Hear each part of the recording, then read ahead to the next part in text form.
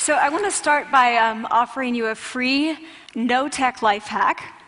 And all it requires of you is this, that you change your posture for 2 minutes. But before I give it away, I want to ask you to right now do a little audit of your body and what you're doing with your body. So how many of you are sort of making yourself smaller? Maybe you're hunching, crossing your legs, maybe wrapping your ankles. Sometimes we hold on to our arms like this. Sometimes we spread out. I see you. So I want you to pay attention to what you're doing right now. We're going to come back to that in a few minutes, and I'm hoping that if you sort of learn to tweak this a little bit, it could significantly change the way your life unfolds. So we're really fascinated with body language, and we're particularly interested in other people's body language. You know, we're interested in, like, you know, an awkward interaction, or a smile, or a contemptuous glance, or maybe a very awkward wink, or maybe even something like a handshake. Here they are arriving at number 10, and look at this lucky policeman gets to shake hands with the President of the United States. Oh, and here comes the Prime Minister of it. No.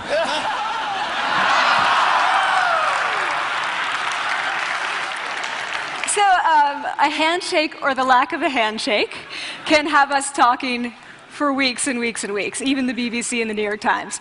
So obviously, when we think about nonverbal behavior or body language, but we call it nonverbals as social scientists, it's language. So we think about communication. When we think about communication, we think about interactions. So what is your body language communicating to me? What's mine communicating to you? And there's a lot of reason to believe that this is a valid way to look at this. So social scientists have spent a lot of time looking at the effects of our body language or other people's body language on judgments. And we make sweeping judgments and inferences from body language. And those judgments can predict really meaningful life outcomes, like who we hire or promote, who we ask out on a date. For example, Nalini Ambady, a researcher at Tufts University, shows that when people watch 30-second soundless clips of real physician-patient interactions, their judgments of the physician's niceness predict whether or not that physician will be sued. So it doesn't have to do so much with whether or not that physician was incompetent, but do we like that person and how they interacted? Even more dramatic, Alex Todorov at Princeton has shown us that judgments of political candidates' faces in just 1 second predict 70% of US Senate and gubernatorial race outcomes. And even, let's go digital, emoticons used well in online negotiations can lead you to claim more value from that negotiation. If you use them poorly, bad idea, right? So when we think of nonverbals, we think of how we judge others, how they judge us, and what the outcomes are. We tend to forget, though, the other audience that's influenced by our nonverbals, and that's ourselves. We are also influenced by our nonverbals, our thoughts and our feelings and our physiology. So what nonverbals am I talking about? I'm a social psychologist. I study prejudice, and I teach at a competitive business school. So it was inevitable that I would become interested in power dynamics. I became especially interested in nonverbal expressions of power and dominance. And what are nonverbal expressions of power and dominance? Well, this is what they are. So in the animal kingdom, they are about expanding. So you make yourself big, you stretch out, you take up space, you're basically opening up. It's about opening up. And this is true across the animal kingdom. It's not just limited to primates, and humans do the same thing. So they do this both when they have power sort of chronically, and also when they're feeling powerful in the moment. And this one is especially interesting because it really shows us how universal and old these expressions of power are. This expression, which is known as pride, Jessica Tracy has studied, she shows that people who are born with sight and people who are congenitally blind do this when they win at a physical competition. So when they cross the finish line and they've won, it doesn't matter if they've never seen anyone do it, they do this. So the arms up in the V, the chin is slightly lifted. What do we do when we feel powerless? We do exactly the opposite. We close up, we wrap ourselves up, we make ourselves small. We don't want to bump into the person next to us. So again, both animals and humans do the same thing. And this is what happens when you put together high and low power. So what we tend to do when it comes to power is that we complement the other's nonverbals. So if someone's being really powerful with us, we tend to make ourselves smaller. We don't mirror them, we do the opposite of them. So I'm watching this behavior in the classroom, and what do I notice? I notice that MBA students really exhibit the full range of power nonverbals. So you have people who are like caricatures of alphas, like really coming into the room. They get right into the middle of the room before class even starts, like they really want to occupy space. When they sit down, they're sort of spread out. They raise their hands like this. You have other people who are virtually collapsing when they come in. As soon as they come in, you see it. You see it on their faces and their bodies. And they sit in their chair and they make themselves tiny, and they go like this when they raise their hand. I noticed a couple things about this. One, you're not going to be surprised. It seems to be related to gender. So women are much more likely to do this kind of thing than men.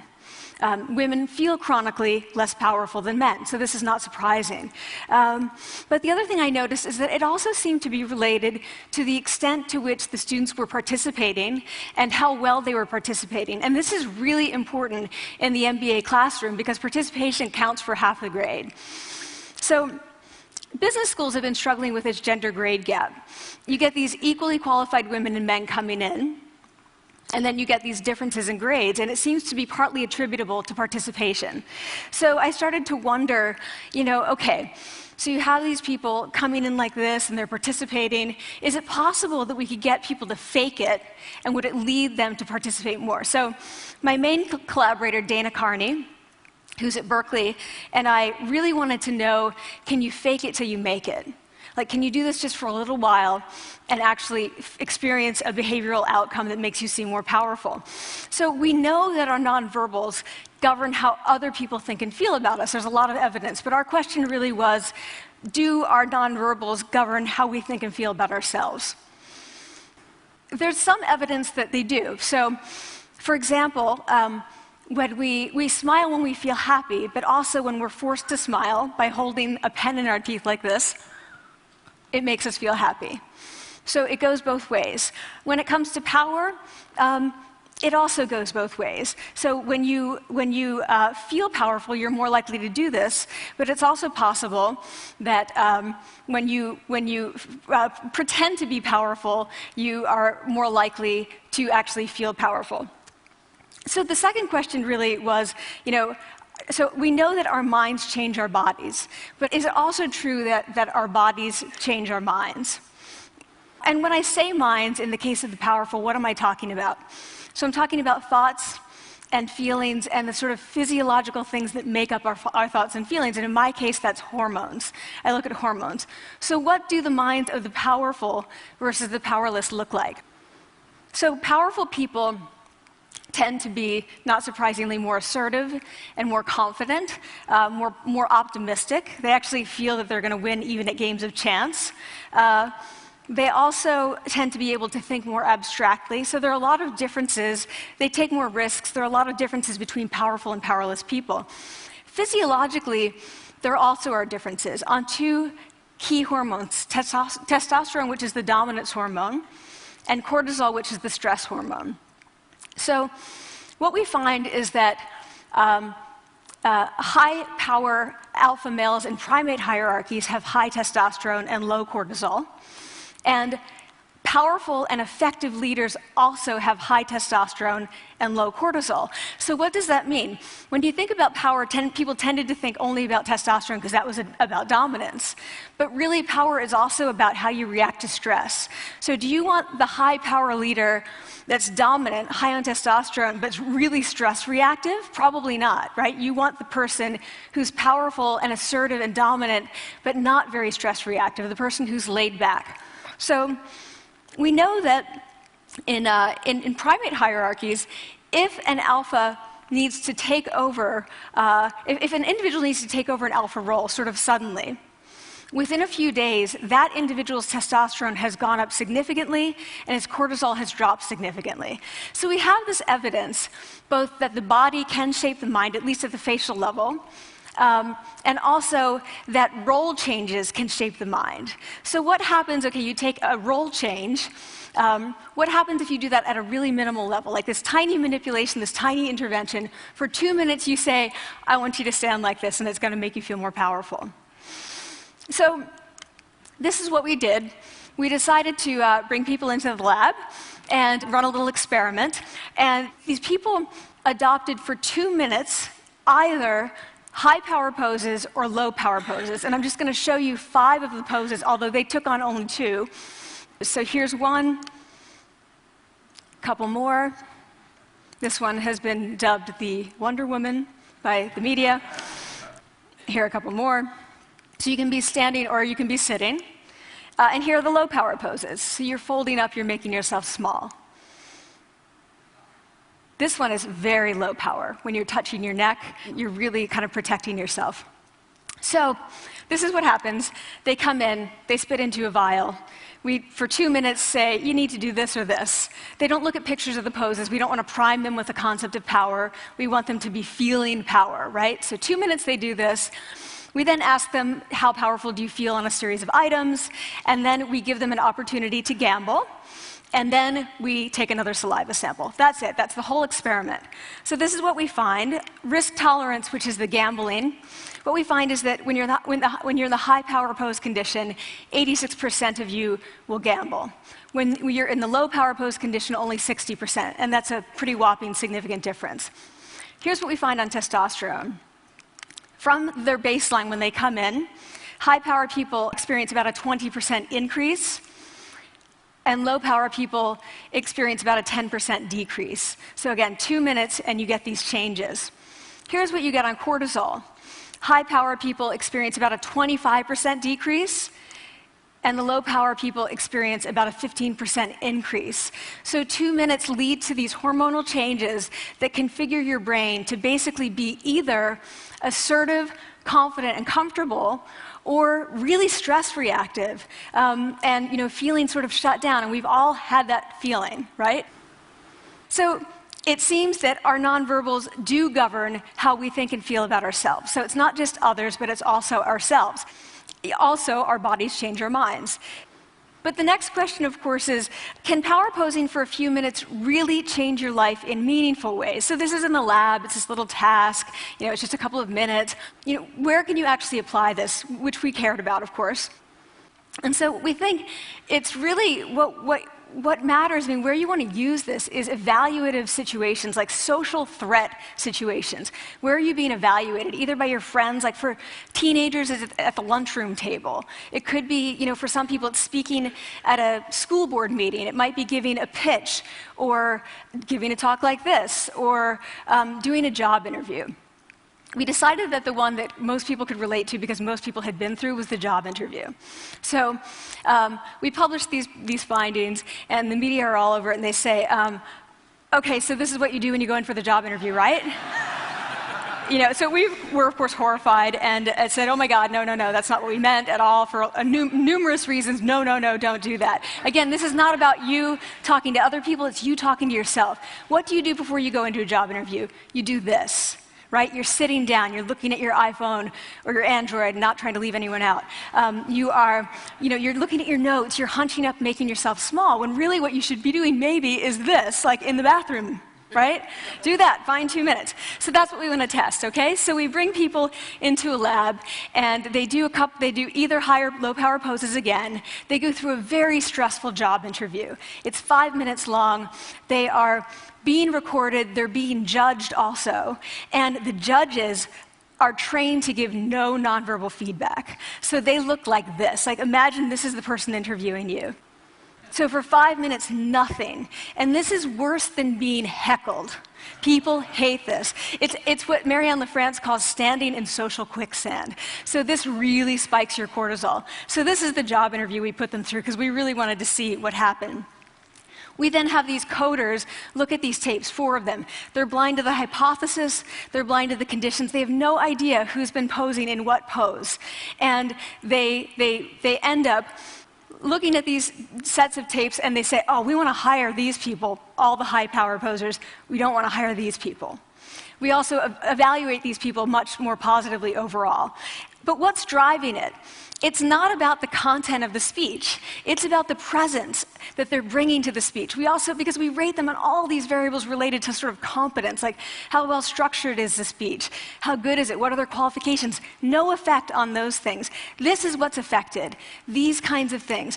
People are bringing their true selves, basically. They're bringing themselves. They bring their ideas, but as themselves, with no residue over them. So this is what's driving the effect or mediating the effect. So when I tell people about this, that our bodies change our minds and our minds can change our behavior and our behavior can change our outcomes, they say to me, it feels fake, right? So I said fake it till you make it. Like, it's not me. Like, I don't want to get there and then still feel like a fraud. I don't want to feel like an imposter. I don't want to get there only to feel like I'm not supposed to be here. And that really resonated with me because I want to tell you a little story about being an imposter and feeling like I'm not supposed to be here. When I was 19, I was in a really bad car accident. I was thrown out of a car, rolled several times. I was thrown from the car, and I woke up in a head injury rehab ward.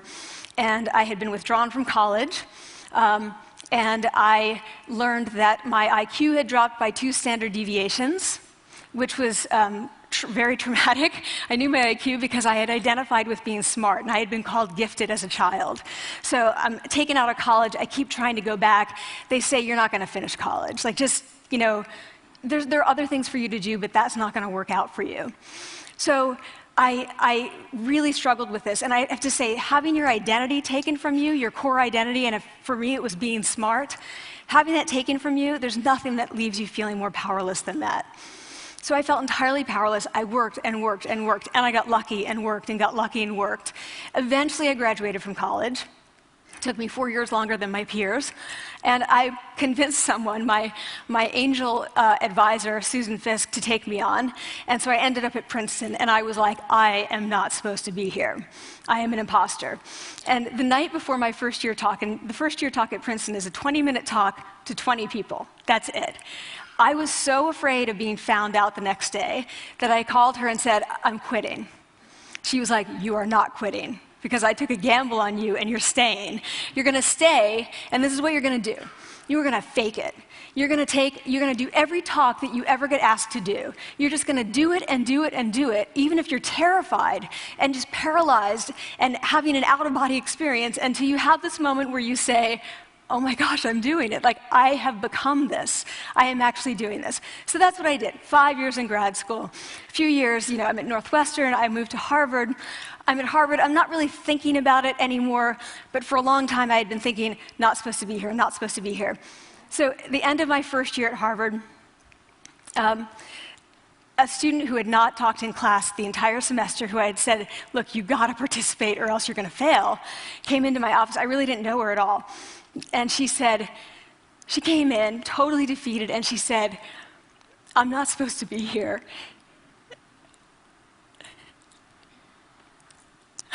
And that was the moment for me, because 2 things happened. One was that I realized, oh my gosh, I don't feel like that anymore. I don't feel that anymore, but she does, and I get that feeling. And the second was, she is supposed to be here. Like, she can fake it, she can become it. So I was like, yes, you are. You are supposed to be here, and tomorrow you're going to fake it, you're going to make yourself powerful, and, you're going to...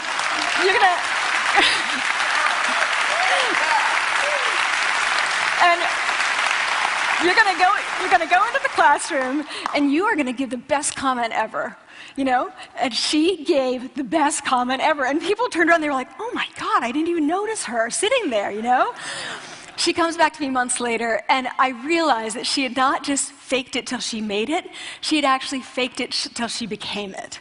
So she had changed. And so I want to say to you, don't fake it till you make it.